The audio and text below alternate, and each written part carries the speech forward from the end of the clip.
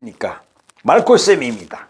오늘은 실패하지 않는 내 집 짓기, 큰 틀로 봤을 적에 우리가 신축 집을 지을 적에 이런저런 요인으로 인해서 실패하는 경우 많이 봤잖아요. 집 짓다가 늙는다, 10년은 더 늙는다. 저는요 개인적으로 집 다 져놓고 돌아가시는 분도 봤어요. 그만큼 집 짓는 게 어렵습니다. 힘들고.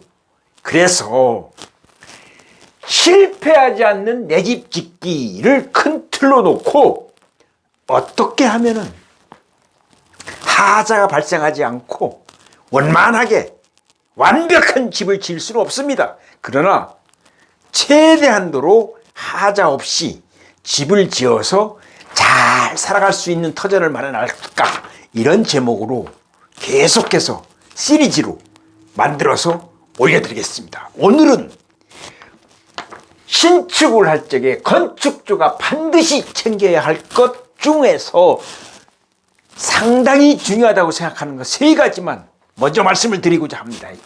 첫째, 동결심도라는 게 있습니다. 이 동결심도는 무엇을 말씀하느냐 하면은, 동결심도는 건축법에 규정되어 있지는 않습니다. 그러나 저희같이 건축을 하는 사람들은 이거를 반드시 챙겨서 집을 지어야만이 그 집에 근본적인 하자 발생이 되지를 않습니다. 말씀드리겠습니다. 이거는 우리가 건축을 할 때 보면은 땅이 이런 식으로 되어 있으면은 건축사가 측량을 해가지고 측량점을 이제 찍잖아요. 이웃집과 경계선, 그리고 도로와 접해 있는 이 경계선을 그어주면은 이 네 기점을 중심으로 해서 도면에 설계된 집이 안 치어지는 겁니다. 안 치어질 적에 제일 먼저 하는 것이 이제 철거 공사는 이미 했다고 치고요. 철거는 새로 다루겠습니다. 철거가 끝난 이후에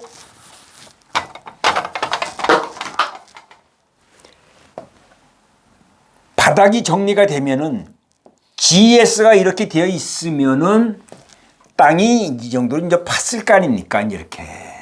그러면 잡석 다짐을 하고서 모래 자갈을 깔은 다음에 버림공고리라는 걸 칩니다. 버림공고리. 버림공고리라고 하는 것은 이 위에 건축물이 앉혀질 적에 철근이 어떤 방향으로 어떻게 앉혀지고 기둥이 어디에 앉혀지고 경계선과의 관계는 어떻고, 이런 거를 이제 얘기를 하는데, 버림공구리는 통상 10cm, 100mm죠. 네, 이 단위는 이제 미리로 하니까 100mm를 치고, 이 위에다가 이제 기초 매트를 치게끔 되어 있는데, 어떻게 되느냐 하면은 이것이 동결심도라고 하는 겁니다. 이게 이제 GS 마감선이라고 봤을 때, 요게 GS, 이게 이제 지표죠. 지표면.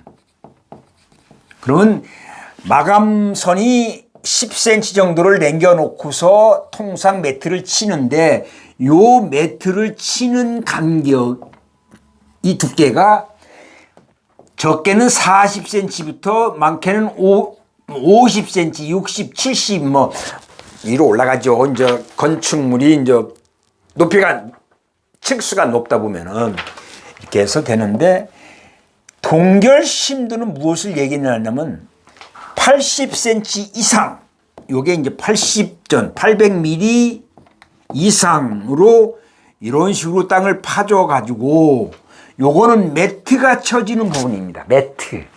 그래서 50cm, 통상적으로 다가구 주택은 50에서 한 60, 많으면 70까지도 치는데요. 500mm 이렇게 치고, 이 부분은 50보다 한 30cm는 더 파줘가지고 이 땅 속으로 전기선도 들어오고 상수도도 들어오고 하수도도 나갑니다. 이럴 때 이걸 해주지 않으면은 자체가 추위로부터 이게 동파 어는 것을 방지할 수가 없어요. 그래서 어떤 업자들은 여기를 뚝 쳐가지고서 이 부분만 매트를 치고 많은 사람들이 많습니다. 이거는 안 됩니다. 그래서 건축주가 반드시 챙겨야 할 것 중에 한 가지, 이것이 건물 자체가 동결 심도를 지켜지지 않으면은 속에서 얼어가지고 수돗물이 안 들어오는 경우도 생길 수가 있어요. 나가는 수돗물이 얼 수도 있고요. 그래서 요거는 챙겨야 된다고 말씀을 첫째로 드리고, 둘째는 지중보 설치입니다. 여러분, 이 지중보는 이와 같이 이제 이웃집과 내 집이 설계가 되면은 매트를 이제 요 크기로 친다고 가정을 한다면은 이렇게 지중부를 만들어 줘 가지고, 물론 철근이 배근이 되고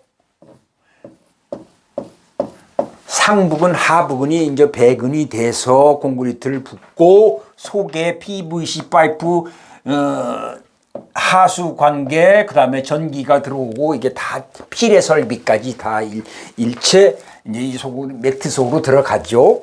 하수 관계.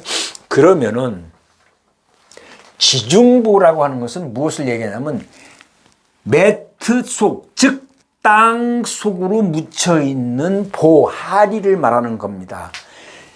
땅 속을 볼 것 같으면은 예전에 논이었을 때 논으로 되어 있던 땅도 있고, 어디는 무슨 뭐 하천으로 되어 있는 경우도 있고, 막 여러 가지 경우가 있잖아요. 이 토지 계획 정리를 하다 보면은. 그래서 지중하리를 만들어 주지 않으면은 집이 이렇게 네 구덩이가 이렇게 집이 되어지는데 A, B, C, D 네 군데에 그 어떤 땅 속으로 작용하는 힘이랄까요? 부동치마라고 하죠. 서로 다른 치마 현상이 일어나서 건물에 금이 가는 현상을 방지하기 위해서 지중보를 설치를 해 주는데, 지중보는 이렇게 보가 있으면은 상부근이 몇 개, 하부근이 몇 개에서 띠장으로 이렇게 마련해 줘 가지고 이렇게 이제 철근이 되고요. 이렇게 해서 요 부분이 네 방향으로 이 방향, 이 방향, 이 방향, 이 방향으로 해서 서로 묶어주는 형식으로 되기 때문에 하중이 실리더라도 설령 어느 한쪽이 좀 부동치마가 일어난다 하더라도 서로가 잡아주기 때문에, 그래서 이걸 지중보라고 합니다. 지중하리. 그래서 띠장으로 묶어줘 가지고 이렇게 지중보를 설치를 해주는 것을 현장 책임자에게 건축주가 반드시 얘기를 해서 이거를 설치해야 됩니다. 그래야 건물의 외벽에 크랙이 가지 않습니다. 우리가 어떻게 보면은 어느 집 화장실을 갔더니 화장실에 붙여 있는 타일루가 이 방향으로 이렇게 금이가 있다거나 그런 경우 우리 가끔 보잖아요. 이게 부동치마에 의한 응력을 흡수하지를 못하는 타일루는 짝 하고 금이 갈 수밖에 없는 겁니다. 그리고 계단에 요즘 타일루를 많이 붙이는데 계단에도 일정한 방향으로 이렇게 크랙이 쫙 가 있는 경우 보잖아요. 얼마나 보기 싫습니까? 그거는요, 어떻게 보수가 안 돼요. 또 붙여놓으면 또 깨지거든요. 네. 그래서 지중보 설치를 반드시 해달라고 책임자에게 요구를 해서 관철될 수 있게끔 하는 거. 그 다음에 또 한 가지 중요한 거는 집을 짓는 사람이 가장 신경 쓰는 것 하나가 뭐냐면은 누수입니다. 누수. 즉 집안에 아무리 잘 된 집이라 하더라도 예를 들어서 뭐 간단히 이제 옛날식으로 이런 집이라고 하면은 지붕에서 물이 샌다거나 그 다음에 코너 부분에서 물이 샌다거나 어디 또 배수 관계에서 물이 샌다거나 이건 제로입니다. 빵이에요. 그래서 건축을 할 적에 세 번째 말씀을 드리는 코너 방수는 뭐냐면은 기본 매트에다가 이제 매트가 한 50cm 쳤잖아요. 이렇게 이런 식으로 이렇게 쳤으면 이 위에 매트 위에 기둥이 올라가고 이제 물론 뭐 여기 철근이 이렇게 꺾어져 가지고 굵은 19mm나 22mm 철근이 이제 8가닥, 16가닥 해서 기둥이 세워지겠죠. 그 다음에 여기도 마찬가지로 기둥이 세워지고 이런 식으로 철근이 배근이 되어 가지고 그러면 슬라브가 있습니다. 1층 슬라브에는 전체 건물을 받쳐줄 수 있는 하리, 보가 있잖아요. 보에는 철근이 많이 들어가죠. 그래서 이제 이렇게 해가지고 이 슬라브 두께가 한 200mm, 즉 20cm 정도 되는데 상부근 하부근 넣어가지고 이제 콘크리트를 치잖아요. 콘크리트를 레미콘이 와서 콘크리트를 치면은 이 부분 먼저 기둥 부분을 채워 나가죠. 기둥이 뭐 여러 개가 있을 거 아닙니까? 그 다세대 주택 보면은 지하 1층 주차장에 주로 기둥발이 쓰니까 그래서 이제 기둥부터 채워 나가면서 다 채워 나가면은 슬라브를 이 부분에 이제 타설을 하게 되는데 요 기둥 부분과 슬라브 부분은 일체 하루에 쳐지는 겁니다, 이게. 그래서 이 부분을 이제 쳐가지고 양생을 해서 폼을 떼어내죠. 옆에 부분만.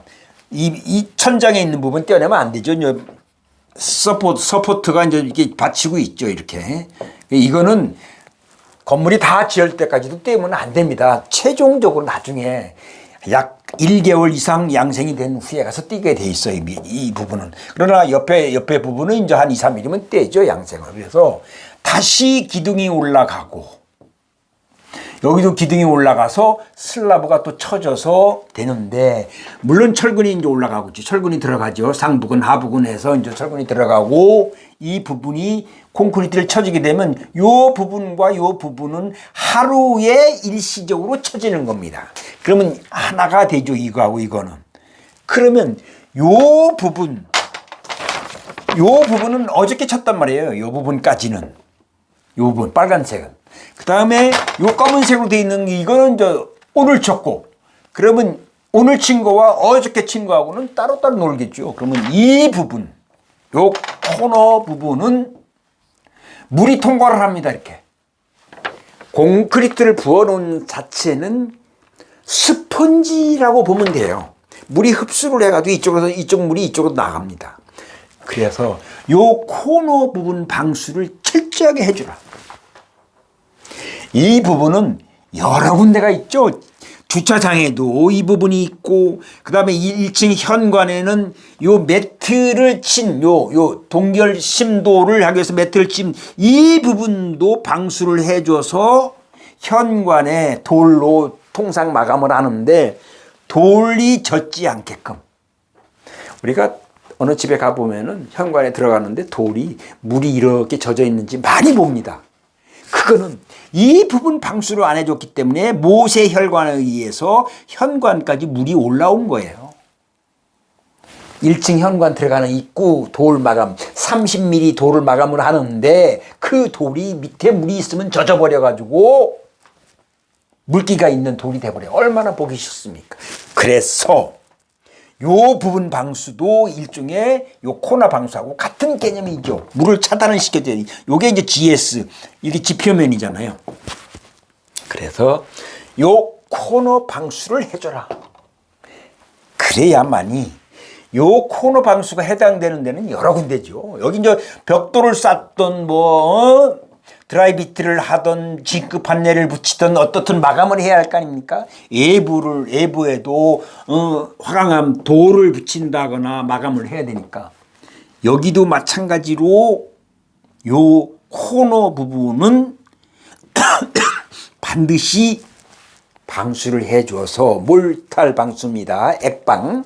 미장하는 분들이 통상 미장 일만 하는 게 아니라 방수도 같이 하죠. 미장방. 그래서 미장방수라고 하는 겁니다.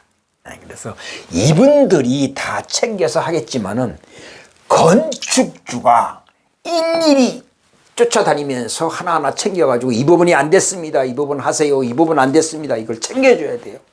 그분들에게만 맡겨서는 불량 건물이 될 확률이 많습니다. 그래서 오늘은 실패하지 않는 내 집 짓기에서 큰 틀에서 신축 공사할 적에 건축주가 반드시 챙겨야 할 중요한 거 세 가지.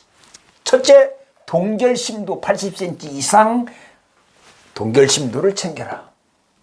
일자 매트로 치지 않고 꺾어진 그 30cm 이상 땅을 더 파서 이 동결심도 겨울철에 얼지 않도록, 이게 동결심도 방지입니다. 그 다음에 둘째, 지중부 설치를 해줘서 건물 전체가 안전하게 꽉 물고 있어서 설령 부동치마 요인이 있더라도 한쪽으로 기울어지지 않게끔, 이게 지중부 설치입니다. 지하 하리를 만들어주는 거고, 그 다음에 코너 방수를 철저하게 해줘서 비가 샌다거나 물기가 올라와서 바닥이 젖는다거나 돌이 마감됐는데 젖는다거나 얼마나 보이시는지 몰라요.